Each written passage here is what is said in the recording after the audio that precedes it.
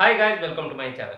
ನನ್ನ ಹೆಸರು ಸಂತೋಷ್ ಅಂತ. ನಾ ಈ ಚಾನಲ್ ಒಳಗೆ ಫಿಸಿಕ್ಸ್ ಮತ್ತು ಮ್ಯಾಥಮೆಟಿಕ್ಸ್ ಕಾನ್ಸೆಪ್ಟ್ಸ್ ಅನ್ನ ಡಿಸ್ಕಸ್ ಮಾಡ್ತೀನಿ. ಗೈಸ್, ಇವತ್ತಿನ ಈ ವಿಡಿಯೋ ಒಳಗೆ ನಾನು ಆಸಿಲೇಷನ್ಸ್ ಚಾಪ್ಟರ್ದಿಂದ ಲಾಸ್ಟ್ 5 ಇಯರ್ಸ್ KCET ಒಳಗೆ ಬಂದಿರತಕ್ಕಂಥ ಕ್ವಶನ್ಸ್ ಅನ್ನ ಡಿಸ್ಕಸ್ ಮಾಡ್ತೀನಿ. ಈ ವಿಡಿಯೋ ಒಳಗೆ ನಿಮಗೆ ಕ್ವಶನ್ಸ್ಗೆ ಆನ್ಸರ್ ಜೊತೆಗೆ ನಾನು ಕಾನ್ಸೆಪ್ಟ್ಸ್ ಅನ್ನ ಕೂಡ ಕ್ಲಿಯರ್ ಮಾಡಲಿಕ್ಕೆ ಟ್ರೈ ಮಾಡ್ತೀನಿ. ಇನ್ನು ನೀವೇನ್ ಮಾಡಬೇಕು ಅಂತಂದ್ರೆ ವಿಡಿಯೋನ ಸ್ಕಿಪ್ ಮಾಡಲಾರ್ದ ಕಡಿತನ ನೋಡಬೇಕು. So guys, without wasting much of our time, let's get start.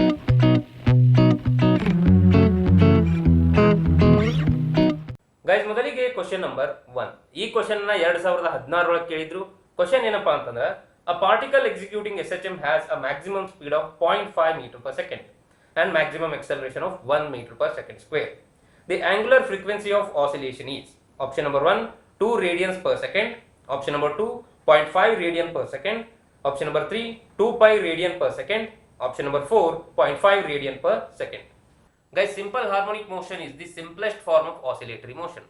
ಇನ್ನು ಒಂದು ಆಬ್ಜೆಕ್ಟ್ SHM ಒಳಗೆ ಇತ್ತಂದ್ರೆ force on that object is directly proportional to displacement of the object from the mean position. ಇನ್ನು ಈ ಕ್ವಶನ್ ಬರೋದಾದ್ರೆ, here we have an object which is executing simple harmonic motion.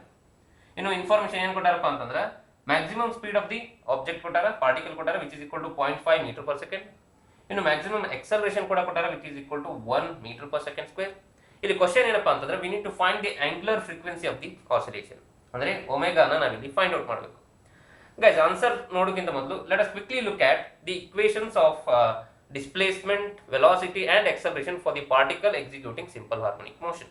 Guys, ಮೊದಲಿಗೆ displacement ಅಥವಾ position of the particle from the mean position ಗೆ expression ಏನಪ್ಪಾ ಅಂತಂದ್ರೆ, x is equal to a cos omega t plus phi.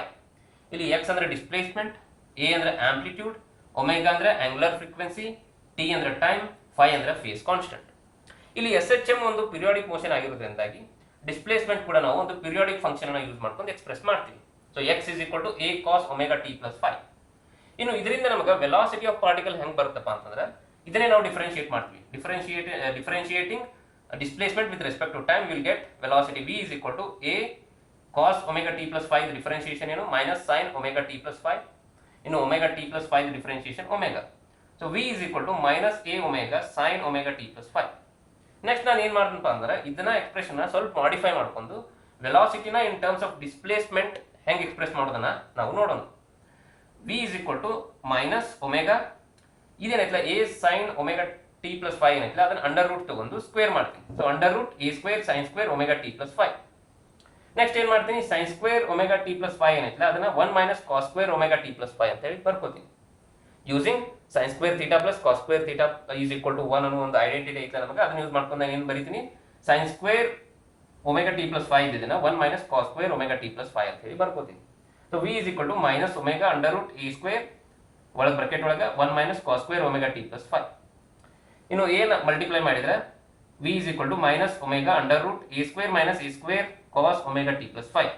ಇಲ್ಲಿ ನೀವು ನೋಡ್ರಿ, a square ಇದು actually cos square ಆಗುತ್ತೆ. ಇಲ್ಲಿ a square cos square omega t plus phi ಅಂದ್ರೆ ಏನಿದು x ಸ್ಕ್ವೇರ್ ಇದ್ದಾಗ, x is equal to a cos omega t plus phi ಐತಿ. ಸೊ ಇದು x ಸ್ಕ್ವೇರ್ ಆಗುತ್ತೆ. ಸೊ ಇಲ್ಲಿ x ಸ್ಕ್ವೇರ್ ತುಂಬಿಕೊಂಡ್ರೆ ನೀವು v is equal to minus omega under root a square minus x square. So this is the expression for velocity in terms of ಏನಪ್ಪ displacement. ಇನ್ನು finally ಎಕ್ಸಲರೇಷನ್ಸ್ ಅನ್ನು ನಾವು ಏನು ಮಾಡ್ತೀವಿ ಅಂತಂದ್ರೆ, ವೆಲಾಸಿಟಿ ಏನೈತೆ ಇದು ಎಕ್ಸ್ಪ್ರೆಷನ್, ಇದನ್ನ ಡಿಫರೆನ್ಶಿಯೇಟ್ ಮಾಡ್ತೀವಿ with respect to time. dv by dt is equal to a acceleration is equal to, ಇಲ್ಲಿ ಮೈನಸ್ a ಒಮೆಗಾ ಕಾನ್ಸ್ಟೆಂಟ್ ಐತಿ ಹಂಗೆ ಇಡ್ತೀವಿ, sin omega t plus phi differentiation cos omega t plus phi into omega t plus phi differentiation omega. So finally ನೀವು ಇದನ್ನ rearrange ಮಾಡಿ ಬರೆದ್ರೆ a is equal to minus omega square, omega omega ಕೂಡ omega square ಆಗುತ್ತೆ, omega square a into cos omega t plus phi. ಇಲ್ಲಿ a cos omega t plus phi again x ಇಲ್ಲಿ. So acceleration a is equal to minus omega square x. So this is expression for acceleration in terms of displacement. ನಾವು ಇವೆರಡು expressions ಅನ್ನ use ಮಾಡ್ಕೊಂಡು ನಾವೀಗ answer ನ ಕಂಡುಹಿಡಿತೀವಿ. v is equal to minus omega under root a square minus x square expression, ಮತ್ತು ಇನ್ನೊಂದು a is equal to minus omega square x. ಈ ಎರಡು ಎಕ್ಸ್ಪ್ರೆಷನ್ಸ್ ಅನ್ನ ಯೂಸ್ ಮಾಡ್ಕೊಂಡು ಆನ್ಸರ್ ಅನ್ನ ಕಂಡುಹಿಡಿತೀವಿ. ಗೈಸ್, ಈಗ ಇಲ್ಲಿ ನಮ್ಮ ಕಡೆ ಎರಡು ಎಕ್ಸ್ಪ್ರೆಷನ್ಸ್ ಅದು, ಒಂದು ವೆಲಾಸಿಟಿ v ಗ which is equal to minus omega under root a square minus x square, ಇನ್ನೊಂದು ಎಕ್ಸಲರೇಷನ್ a ಗ minus omega square x. ಮೊದಲು ಈ ಎಕ್ಸ್ಪ್ರೆಷನ್ ಅನ್ನ ನೋಡೋದಾದ್ರೆ, ನೀವು ವೆಲಾಸಿಟಿ ಯಾವಾಗ ಮ್ಯಾಕ್ಸಿಮಮ್ ಇರ್ತೈತಪ್ಪ ಅಂತಂದ್ರೆ ಯಾವಾಗ x ದ ವ್ಯಾಲ್ಯೂ 0 ಇರ್ತೈತಿ. x ದ ವ್ಯಾಲ್ಯೂ 0 ಅಂದ್ರೆ ಏನು, ಪಾರ್ಟಿಕಲ್ ಮೀನ್ ಪೊಸಿಷನ್ ಒಳಗೆ ಇರಬೇಕು ಅವಾಗ. So velocity is maximum when the particle is at mean position. ಇನ್ನು magnitude of maximum velocity, maximum speed ಎಷ್ಟು ಇರ್ತೈತಪ್ಪ ಅಂತಂದ್ರೆ x 0 ತುಂಬಿಕೊಂಡ್ರೆ ನೀವು Vmax is equal to omega under root a square ಬರುತ್ತಾ, which is equal to omega A. ಇಲ್ಲಿ negative sign ಅನ್ನ neglect ಮಾಡಕತ್ತೆ, ಯಾಕಂದ್ರೆ ನಮ್ಗೆ ಜಸ್ಟ್ ಮ್ಯಾಗ್ನಿಟ್ಯೂಡ್ ಅಷ್ಟೇ ಬೇಕಾಗಿದೆ. ಇನ್ನು ಎಕ್ಸಲರೇಷನ್ ಮ್ಯಾಕ್ಸಿಮಮ್ ಯಾವಾಗಿರುತ್ತಪ್ಪ ಅಂತಂದ್ರೆ ಎಕ್ಸ್ ಮ್ಯಾಕ್ಸಿಮಮ್ ಯಾವಾಗಿರುತ್ತಲ್ಲ ಅವಾಗ ಎಕ್ಸಲರೇಷನ್ ಮ್ಯಾಕ್ಸಿಮಮ್ ಇರ್ತದೆ. ಎಕ್ಸ್ ಮ್ಯಾಕ್ಸಿಮಮ್ ಅಂದ್ರೆ ಏನು, ಎ ಆಂಪ್ಲಿಟ್ಯೂಡ್ ಅಂದ್ರೆ ಎಕ್ಸ್ಟ್ರೀಮ್ ಪೊಸಿಷನ್ ಆಗಿದ್ದಾಗ ಎಕ್ಸಲರೇಷನ್ ಏನಪ್ಪಾ ಮ್ಯಾಕ್ಸಿಮಮ್ ಇರ್ತೈತಿ. ಅದ್ರ ಮ್ಯಾಗ್ನಿಟ್ಯೂಡ್ ಎಷ್ಟಪ್ಪ ಅಂತಂದ್ರೆ ಒಮೆಗಾ ಸ್ಕ್ವೇರ್ ಎ. ಎಕ್ಸ್ ಜಾಗದಾಗ ಎ ತುಂಬಂದ್ರೆ a maximum is equal to omega square a ಬರುತ್ತೆ. ಇನ್ನು ಇವನ್ನೆರಡು ನೀವು ಡಿವೈಡ್ ಮಾಡಿದ್ರೆ a maximum divided by v maximum, you will get omega square a divided by omega a. A cancel ಆಗುತ್ತಾ, ಒಂದು omega cancel ಆಗುತ್ತಾ. A Max divided by V max is equal to omega. ನಮಗೆ ಇಲ್ಲಿ ಒಮೆಗಾನ ಬೇಕಾಗಿತ್ತು. So omega is equal to maximum acceleration divided by maximum speed. Maximum acceleration ಕೊಟ್ಟಾರ ಏನಪ್ಪಾ ಅಂತಂದ್ರೆ 1 metre per second square, maximum speed ಕೊಟ್ಟಾರ 0.5 metre per second. ಇವನ್ನೆರಡು divide ಮಾಡಿದ್ರೆ ಒಮೆಗಾ ನಮಗೆ ಏನು ಬರ್ತೈತಿ, 2 radians per second. So answer to this question is option number 1. ನಿಮಗೆ ಡೈರೆಕ್ಟ್ಲಿ ಇವು ಎಕ್ಸ್ಪ್ರೆಷನ್ಸ್ ಗೊತ್ತಿದ್ರೆ you can easily solve in 2 seconds. So ಯಾರಿಗೆ ಗೊತ್ತಿಲ್ಲ ಅವ್ರ ಸಲುವಾಗಿ ಸ್ವಲ್ಪ ಡೆರಿವೇಶನ್ ಮಾಡಿ ಹೇಳಿದ್ನಂತ. Guys next question number 2. ಈ ಕ್ವಶನ್ ಅನ್ನ 2017 ಕೇಳಿದ್ರು. ಕ್ವಶನ್ ಏನಪ್ಪಾ ಅಂತಂದ್ರೆ two simple pendulums A and B are made to oscillate simultaneously, and it is found that A completes 10 oscillations in 20 seconds and B completes 8 oscillations in 10 seconds.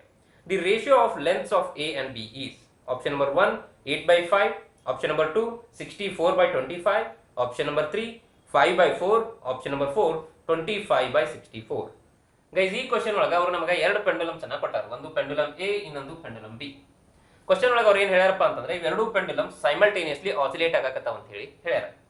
ಮತ್ತೆ ಅವ್ರು ಏನು ಹೇಳ್ಯಾರು, pendulum A ಏನೈತಲ್ಲ ಅದು 10 oscillations ಅನ್ನ complete ಮಾಡಕತ್ತೈತಿ 20 seconds ಒಳಗೆ. Pendulum B 8 oscillations ಅನ್ನ complete ಮಾಡಕತ್ತೈತಿ 10 ಸೆಕೆಂಡ್ಸ್ ಒಳಗೆ. ಇಲ್ಲಿ ಕ್ವಶನ್ ಏನಪ್ಪಾ ಅಂತಂದ್ರೆ we need to find the ratio of lengths of A and B. ಅಂದ್ರೆ if L A is the length of pendulum A and L B is the length of pendulum B, we need to find L A divided by L B. ಈ ರೇಷಿಯೋನ ನಾವಿಲ್ಲಿ ಕಂಡುಹಿಡಿಬೇಕು. ಅದಕ್ಕಾಗಿ ನಾವು ಕೊಟ್ಟಿರೋ information ಅನ್ನ use ಮಾಡ್ಕೊಂಡು ಮೊದಲು ಇವೆರಡೂ ಪೆಂಡುಲಮ್ಸ್ ಟೈಮ್ ಪೀರಿಯಡ್ ಅನ್ನ ಕಂಡುಹಿಡಿಯೋಣ. ಟೈಮ್ ಪೀರಿಯಡ್ ಅಂದ್ರೆ time taken by pendulum to complete one oscillation. ಅಂದ್ರೆ ಒನ್ ಆಸಿಲೇಷನ್ ಅನ್ನ ಕಂಪ್ಲೀಟ್ ಮಾಡಲಿಕ್ಕೆ ಈಚ್ ಪೆಂಡುಲಮ್ ಎಷ್ಟೆಷ್ಟು ಟೈಮ್ ತಗೋತೈತೆ ಅನ್ನೋದನ್ನ ನಾವಿಲ್ಲಿ ಕಂಡುಹಿಡಿಬೇಕು. Time period of A is T A, time period of B is T B. ಇಲ್ಲಿ ಎ ಕೇಸ್ ಒಳಗ ಇನ್ ಕೇಸ್ ಆಫ್ ಎ ಅದು 10 ಆಸಿಲೇಷನ್ಸ್ ಅನ್ನ ಕಂಪ್ಲೀಟ್ ಮಾಡಕತ್ತೈತಿ 20 ಸೆಕೆಂಡ್ಸ್ ಒಳಗೆ. ಇನ್ನು ಟಿ ಎ ಅಂದ್ರೆ time taken by pendulum A to complete one oscillation is equal to 20 divided by 10. ಅಂದ್ರೆ total time taken divided by number of oscillations. Per oscillation ಅದು 2 seconds ಅನ್ನ ತಗೊಳಕತ್ತೆ. ಅಂದ್ರೆ time period of pendulum A is 2 seconds. Similarly time taken by pendulum B to complete one oscillation is equal to T B is equal to 10 divided by 8. Total time divided by total number of oscillations. So TB is equal to 5/4 seconds. Now that we know the value of time periods of pendulum A and B, let us calculate this ratio. Guys, in general, time period of pendulum is given by T is equal to 2 pi under root L divided by G. ಇಲ್ಲಿ L ಅಂದ್ರೆ length of the pendulum, G ಅಂದ್ರೆ acceleration due to gravity. ಇದೇ formula ನಾವು pendulum A ಗೆ apply ಮಾಡಿದಾಗ TA is equal to 2 pi under root LA divided by G. ಇಲ್ಲಿ LA ಅಂದ್ರೆ length of pendulum A. Again TB is equal to 2 pi under root LB divided by G.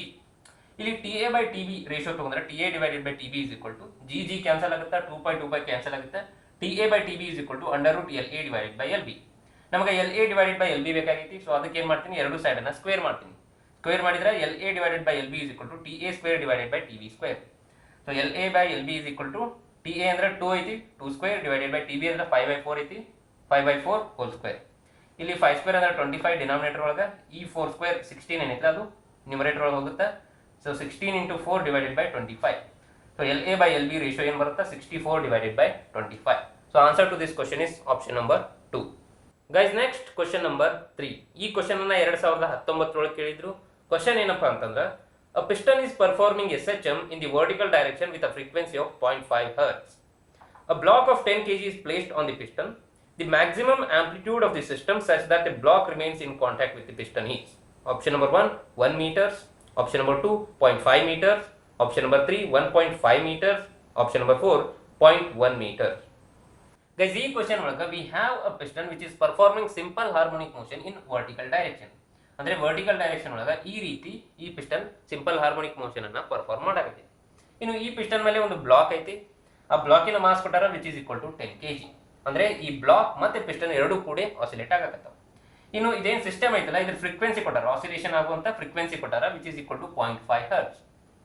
ಇಲ್ಲಿ question ಏನಪ್ಪಾ ಅಂತಂದ್ರೆ we need to find the maximum amplitude of the system so that block remains in contact with piston. ಅಂದರೆ block ಯಾವಾಗಲೂ piston contact ಒಳಗೆ ಇರುವಂಗ maximum ಎಷ್ಟು amplitude possible ಐತೆ ಅನ್ನೋದನ್ನ ನಾವಿಲ್ಲಿ ಕಂಡುಹಿಡಿಬೇಕು. ಗೈಸ್ ಅದಕ್ಕಾಗಿ ನಾವು ಈ ಎಕ್ಸ್ಪ್ರೆಷನ್ ಅನ್ನು ಯೂಸ್ ಮಾಡ್ತೀವಿ, which is maximum acceleration is equal to omega square A. ಈ ಎಕ್ಸ್ಪ್ರೆಷನ್ ಅನ್ನು ನಾವು ಕ್ವಶನ್ ನಂಬರ್ 1 ಒಳಗೆ ಕೂಡ ನೋಡಿದ್ವಿ. ಇಲ್ಲಿ ಒಮೆಗಾ ಅಂದ್ರೆ ಆಂಗುಲರ್ ಫ್ರೀಕ್ವೆನ್ಸಿ, ಎ ಅಂದ್ರೆ ಆಂಪ್ಲಿಟ್ಯೂಡ್. ಇನ್ನು ಈ ಕ್ವಶನ್ ಒಳಗೆ ಒಮೆಗಾ ಕಾನ್ಸ್ಟೆಂಟ್ ಇರುತ್ತೆ. ಯಾಕಪ್ಪ ಅಂತಂದ್ರೆ ಎಫ್ ಕೊಟ್ಟಾರ ವಿಚ್ ಇಸ್ 0.5 ಹರ್ಟ್ಸ್, ಒಮೆಗಾ ಅಂದ್ರೆ ಬೇಸಿಕಲಿ 2πf. ಸೊ ಒಮೆಗಾ ಕೂಡ ಇಲ್ಲಿ ಕಾನ್ಸ್ಟೆಂಟ್ ಆಗಿರುತ್ತೆ, which means maximum acceleration is directly proportional to amplitude. ನೀವು ಆಂಪ್ಲಿಟ್ಯೂಡ್ ಅನ್ನ ಇನ್ಕ್ರೀಸ್ ಮಾಡಿದ್ರೆ ಮ್ಯಾಕ್ಸಿಮಮ್ ಎಕ್ಸಲರೇಷನ್ ಕೂಡ ಇನ್ಕ್ರೀಸ್ ಆಗುತ್ತೆ. ಆದ್ರೆ ಮ್ಯಾಕ್ಸಿಮಮ್ ಎಕ್ಸಲರೇಷನ್ಗೆ ಒಂದು ಲಿಮಿಟ್ ಐತಿ ಇಲ್ಲಿ. ಅದಕ್ಕಿಂತ ಹೆಚ್ಚು ನೀವು ಇನ್ಕ್ರೀಸ್ ಮಾಡಿದ್ರೆ ಅಂದ್ರೆ ಬ್ಲಾಕ್ ಏನೈತಿಲ್ಲ ಅದು ಪಿಸ್ಟನಿನ ಕಾಂಟ್ಯಾಕ್ಟ್ ಅನ್ನ ಕಳ್ಕೊತೈತಿ. ಹೆಂಗಪ್ಪ ಅಂತಂದ್ರೆ ನೀವು ಈ ಪಿಸ್ಟನ್ ಅನ್ನ ಮೂವ್ಮೆಂಟ್ ಅನ್ನ ನೋಡ್ರಿ, ಮೇಲ್ಗಡೆ ಹೋಗೋ ಮುಂದೆ ನಮಗೆ ಎಷ್ಟು ಸ್ಪೀಡ್ ಇದ್ರೂ ನಡಿತೈತಿ ಅಥವಾ ಎಷ್ಟು ಹೈಟ್ ನಾವು ಹೋದ್ರೂ ನಡಿತೈತಿ, ಬ್ಲಾಕ್ ಪಿಸ್ಟನ್ ಕಾಂಟ್ಯಾಕ್ಟ್ ಒಳಗಿರುತ್ತೆ. ಆದ್ರೆ ಕೆಳಗಡೆ ಬರೋ ಮುಂದೆ ಒಂದ್ ವೇಳೆ ನೀವು ಎಕ್ಸಲರೇಷನ್ ಆಫ್ ಪಿಸ್ಟನ್ ಅನ್ನ 9.8 ಮೀಟರ್ ಪರ್ ಸೆಕೆಂಡ್ ಸ್ಕ್ವೇರ್ ಗಿಂತ ಹೆಚ್ಚು ಮಾಡಿದ್ರೆ ಅಂದ್ರೆ ಎಕ್ಸಲರೇಷನ್ ಡ್ಯೂ ಟು ಗ್ರಾವಿಟಿಗಿಂತ ಹೆಚ್ಚು ಮಾಡಿದ್ರೆ ಪಿಸ್ಟನ್ ಕೆಳಗಡೆ ಫಾಸ್ಟ್ ಆಗಿ ಮೂವ್ ಆಗುತ್ತಾ, ಬ್ಲಾಕ್ ಅದರ ಕಾಂಟ್ಯಾಕ್ಟ್ ಅನ್ನ ಕಳ್ಕೊತೈತಿ. ಅಂದ್ರೆ ಬೇಸಿಕಲಿ ಈ ಕಾನ್ಸೆಪ್ಟ್ ಏನಪ್ಪಾ ಅಂತಂದ್ರೆ ಕೆಳಗಡೆ ಬರೋ ಮುಂದೆ ಪಿಸ್ಟನ್ ಏನಪ್ಪಾ acceleration 9.8 metre per second square ಗಿಂತ ಹೆಚ್ಚಿತ್ತಂದ್ರೆ ಅವಾಗ ಏನಪ್ಪಾ ಬ್ಲಾಕ್ ಪಿಸ್ಟನ್ ಕಾಂಟ್ಯಾಕ್ಟ್ ಅನ್ನ ಕಳ್ಕೊತೈತಿ. ಆದ್ರೆ 9.8 metre per second square exactly ಇದ್ದಾಗ ಏನಪ್ಪಾ ಪಿಸ್ಟನ್ ಇನ್ನ ಆ ಬ್ಲಾಕಿನ ಕಾಂಟ್ಯಾಕ್ಟ್ ಒಳಗೆ ಇರ್ತೈತಿ. So that is the maximum acceleration ಏನಪ್ಪಾ ಅದು ಲಿಮಿಟ್. ಆ ಲಿಮಿಟ್ಗೆ ನಾವು ಆಂಪ್ಲಿಟ್ಯೂಡ್ ಅನ್ನ ಕಂಡುಹಿಡಿದ್ರೆ will get the maximum possible amplitude.